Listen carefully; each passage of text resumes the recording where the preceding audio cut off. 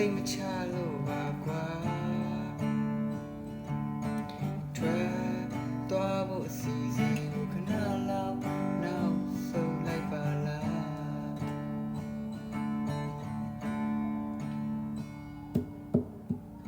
တကယ်မရှိတဲ့နှိုးဆက်လေးရဲ့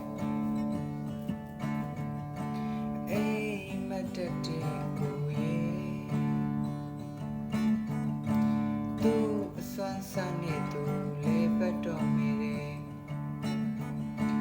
မိုးလင်းတိုင်းပြဿနာတက်တယ်အိုးအချီကိုအားဖြည့်လို့